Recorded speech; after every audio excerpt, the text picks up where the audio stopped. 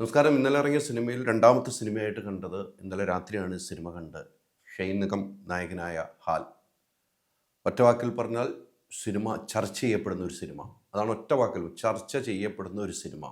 ഇതിൽ ഏറ്റവും പ്രധാനപ്പെട്ട ഹാൽ സിനിമ കണ്ട് ഹാലിളകിയ സെൻസർ ബോർഡ് അല്ലേ.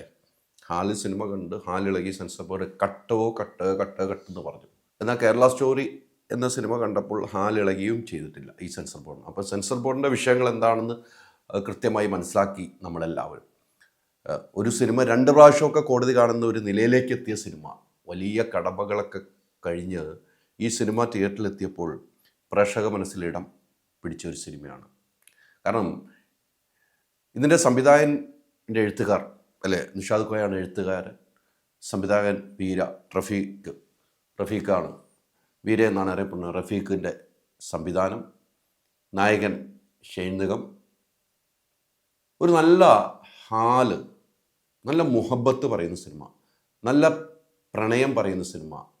ഇവിടെയൊക്കെ എനിക്ക് മനസ്സിലാക്കാൻ കഴിയുന്ന ഈ സിനിമ ഞാൻ കണ്ടു കഴിഞ്ഞപ്പോൾ എനിക്കിഷ്ടപ്പെട്ട ഒരു സിനിമയാണ്. കാരണം ഈ സിനിമ പറയുന്ന പ്രമേയം അത് തന്നെയാണ്. ഇപ്പോഴത്തെ വിഷയങ്ങൾ, ഇതിന് മുമ്പുണ്ടായിരുന്ന വിഷയങ്ങൾ, ഇതെല്ലാം എനിക്ക് ഓരോ മതങ്ങളുടെ അടിസ്ഥാനം, മതമാണ് ഇവിടെ ഭ്രാന്ത് അല്ലേ. മതത്തിൽ ഭ്രാന്ത് പിടിച്ച കുറേ ആളുകൾ, അവർ കാഴ്ച കൂട്ടുന്ന പ്രശ്നങ്ങളെല്ലാം നമ്മൾ കാണും. ഒരാൾ സ്നേഹിച്ചു കഴിഞ്ഞാൽ അത് മനുഷ്യരായിട്ട് അംഗീകരിക്കാൻ കഴിയാത്ത മതഭ്രാന്തിളകുമ്പോൾ ഉണ്ടാകുന്ന വിഷയങ്ങൾ അത് തുറന്നു കാണിക്കുകയാണ്. അത് കാണിക്കാനൊരു ധൈര്യം വേണം ഈ സിനിമയ്ക്ക്. അതുകൊണ്ട് തന്നെയാണ് ചർച്ച ചെയ്യപ്പെടുമെന്ന് പറയുന്നത്. ഈ സെൻസർ ബോർഡ് എത്ര സ്ഥലത്തായിരുന്നു കട്ട് പറഞ്ഞിരുന്നത് നമ്മളൊന്ന് വാർത്ത കാണാം. പിന്നീട് ബീഫ് കട്ട്, മതചിഹ്നം കട്ട്, പേരുകൾ കട്ട്, എത്ര കട്ടുകൾ പറഞ്ഞത്, എന്തുമാത്രം പോരാട്ടം നടത്തിയാണ് ഈ സിനിമ കൊണ്ടുവന്നതെന്ന് നമ്മൾ ചിന്തിക്കേണ്ട ഒരു കാര്യം തന്നെയാണ്. പക്ഷേ കേരളത്തിലെ ആർക്കും ഇഷ്ടപ്പെടാതെ പോകില്ല എന്ന കാര്യത്തിൽ ഒരു മാറ്റവുമില്ല. ഇതിലേറ്റവും പ്രധാനപ്പെട്ട കാര്യമായിട്ട് ചൂണ്ടിക്കാണേണ്ട, ഒരു മുസ്ലിമായ പയ്യൻ ഒരു ക്രിസ്ത്യനായ പെൺകുട്ടിയെ പ്രണയിക്കുന്നു. ആ പ്രണയം എത്രമാത്രം കാഠിന്യം ഏറിയതാണെന്ന് സിനിമ കാണുമ്പോഴേ മനസ്സിലാവുന്നു. സിനിമ കണ്ടു തന്നെ മനസ്സിലാക്കണം. പിന്നീട് അവിടെ ഉണ്ടാകുന്ന വിഷയങ്ങളാണ് ഈ സിനിമ പറഞ്ഞു വയ്ക്കുന്നത്. ഒരു മുസ്ലിം നാമധാരിയായപ്പോൾ മറ്റൊരു ഇതുമായി ബന്ധപ്പെട്ട് പോലീസ് സ്റ്റേഷനിൽ പോകുമ്പോൾ അവനെ തീവ്രവാദിയാക്കുന്ന ഒരു കാലഘട്ടം. കേരള സ്റ്റോറിയിൽ ഇവിടെ നിന്നുള്ള എത്രയോ പെൺകുട്ടികളെ മതം മാറ്റി മതപരിവർത്തനം നടത്തി നൈസിൽ കൊണ്ടുപോയെന്നാണ് പറയുന്നത്. അതും ഈ സിനിമ പറഞ്ഞു വെക്കുന്നു. അവിടെയും ഒരു പേരാണ് വിഷയമെന്ന് സിനിമ പറഞ്ഞു വെക്കുന്നു. മുസ്ലിം പേരും ക്രിസ്ത്യൻ പേരും ഹിന്ദു പേരും അവർ തമ്മിലുള്ള പ്രശ്നങ്ങൾ എങ്ങനെയാണ് എന്ന് സിനിമ കണ്ട് നമ്മൾ തീരുമാനിക്കണം. അതിനുശേഷം എന്താണ് സംഭവിക്കുന്നതെന്ന് സിനിമ കണ്ട് തീരുമാനിക്കണം. ഒരിക്കലും ഒരു അൽ ജിഹാദ് എങ്ങനെയാണ് ഉണ്ടാകുന്നത്, ആരാണ് ഉണ്ടാക്കി വെക്കുന്നത് എന്ന് സിനിമ പറഞ്ഞു പോകുന്നുണ്ട്.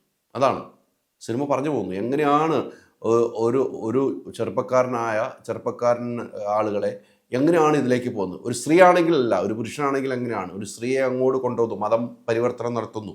ഇതെങ്ങനെയാണ് സംഭവിക്കുന്നത്, ഇതിൻ്റെ പിന്നിൽ ആരാണ് എന്ന് നമ്മൾ വാർത്തകൾ വായിക്കുമ്പോൾ അതിൻ്റെ കുറച്ച് സത്യങ്ങൾ തുറന്നു കാണിക്കുന്നുണ്ട് ഈ സിനിമ. അതുകൊണ്ട് തന്നെയാണ് സിനിമയുടെ പേര് ഹാൽ എന്നിടാൻ കാരണം. ഹാൽ ഇളകരുത് നിങ്ങൾക്കാർക്കും.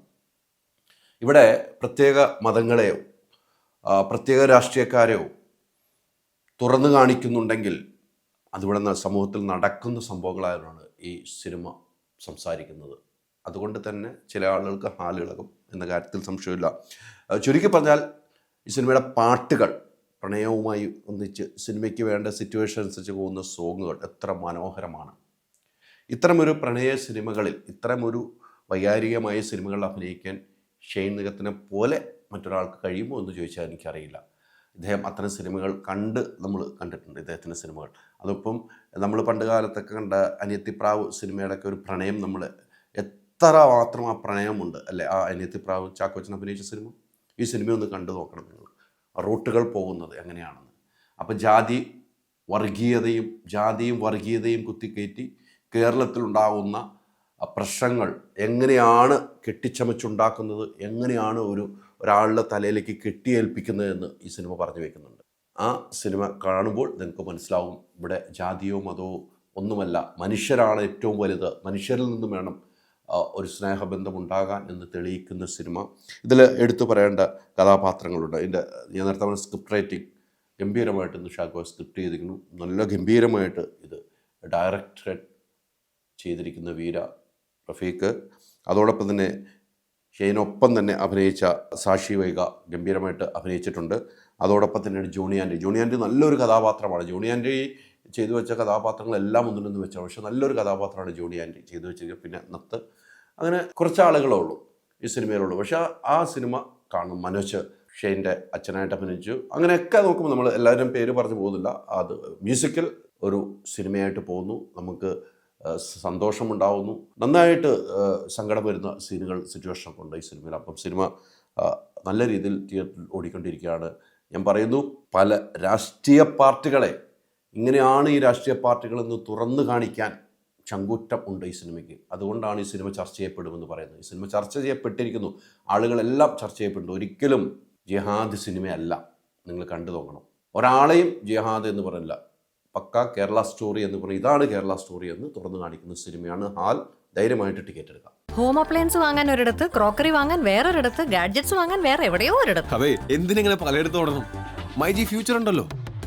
മൊബൈൽ ഫോൺ മുതൽ ഹോം അപ്ലയൻസസ് വരെ എല്ലാം ഒരിടത്ത്, ഏറ്റവും കുറഞ്ഞ EMI. അങ്ങനെയാണെങ്കിൽ ഏറ്റവും കുറഞ്ഞ വില. ആഹാ, എന്നാ ഏറ്റവും കൂടുതൽ ഓഫറുകൾ. MyG future, experience the next. മൈജിയാണ് ഫ്യൂച്ചർ.